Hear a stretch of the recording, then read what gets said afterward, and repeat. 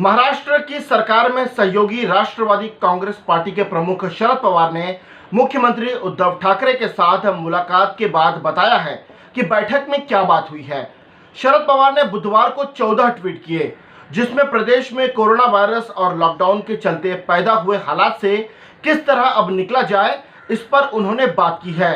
महाराष्ट्र के मुख्यमंत्री और केंद्र में मंत्री रह चुके शरद पवार ने मंगलवार को ही मुख्यमंत्री उद्धव ठाकरे से बात की है और इसके बाद शरद पवार ने ट्वीट करते हुए कहा कि मैंने महाराष्ट्र के मुख्यमंत्री उद्धव ठाकरे के साथ राज्य में कोरोना वायरस के बाद की स्थिति और विभिन्न वर्गों को राहत प्रदान करने के लिए कदम उठाने और सामने आने वाली चुनौतियों के बारे में चर्चा की है। मैंने अलग अलग विषयों पर अपने सुझाव दिए हैं। शिक्षण संस्थानों को लेकर शरद पवार ने ट्वीट करते हुए कहा कि कोरोना और लॉकडाउन के चलते अगले शैक्षणिक वर्ष में देरी होगी। इससे छात्रों और शिक्षकों की संख्या में कमी आएगी। शैक्षिक संस्थानों और तकनीकी संस्थानों की आय पर भी इसका असर होगा। लॉकडाउन से शैक्षणिक संस्थानों को राजस्व का घाटा हुआ है, जिससे उनकी चरमराने की नौबत आ सकती है। ऐसे में यह सुनिश्चित करने के लिए एक अध्ययन दल बनाया जाए कि विद्यार्थियों, शिक्षकों एवं संस्थानों को नुकसान नहीं हो तथा शिक्षण में देरी न हो। इसके अलावा लॉकडाउन के बाद ठप हो चुके उद्योग धंधों पर शरद पवार कहते हैं कि फैक्ट्रियां फिर से शुरू होने की स्थिति में नहीं है, क्योंकि राज्य और राज्य के बाहर के मजदूर गांवों में चले गए हैं।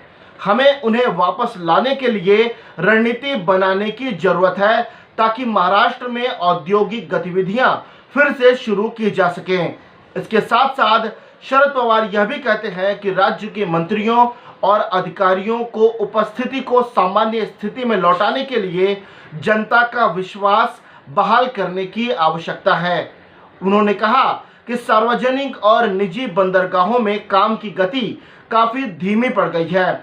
आयात, निर्यात और शिपिंग बढ़ाने के लिए क्षेत्र में उद्योगपति, उद्यमियों और विशेषज्ञ अधिकारियों के साथ परामर्श किया जाना चाहिए। शरद पवार यह भी कहते हैं कि कोरोना ने परिवहन सेवाओं को पूरी तरह से ठप कर दिया है।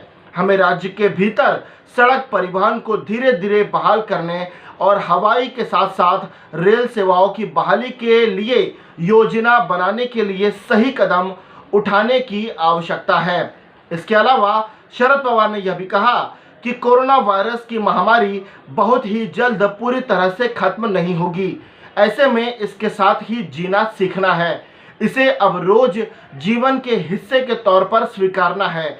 इससे सावधान रहें और स्वास्थ्य की देखभाल के बारे में जनता के बीच जागरूकता पैदा करें। लोग व्यक्तिगत स्वच्छता को अपने नियमित सामाजिक जीवन के हिस्से के रूप में शामिल करें। मैं लोगों से दस्ताने पहनने, मास्क पहनने, सैनिटाइजर लगाने, कोरोना संक्रमण से बचाव के लिए समय समय पर साबुन से हाथ धोने का आग्रह करता हूं। मेरी सूचना विभाग से भी अपील है कि वे आम लोगों में इसे लेकर जागरूकता फैलाने का काम करें।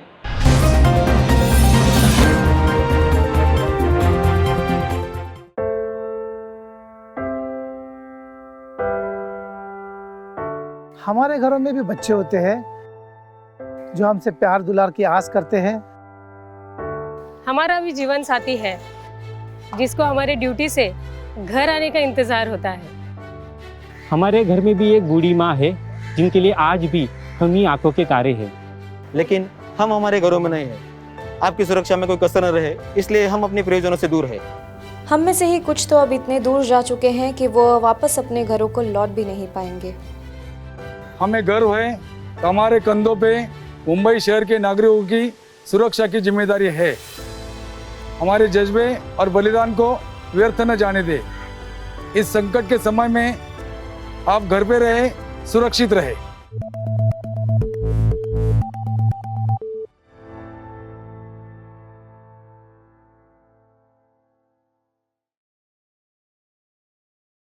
अब खबरें पाइए सबसे पहले हमारे मोबाइल न्यूज एप्लीकेशन पर। एंड्रॉइड या iOS प्लेटफॉर्म पर जाइए, HW न्यूज नेटवर्क को सर्च कीजिए, डाउनलोड कीजिए और अपनी सुविधानुसार भाषा का चयन कीजिए। खबरों की भीड़ में अपने काम की खबर पाते रहिए।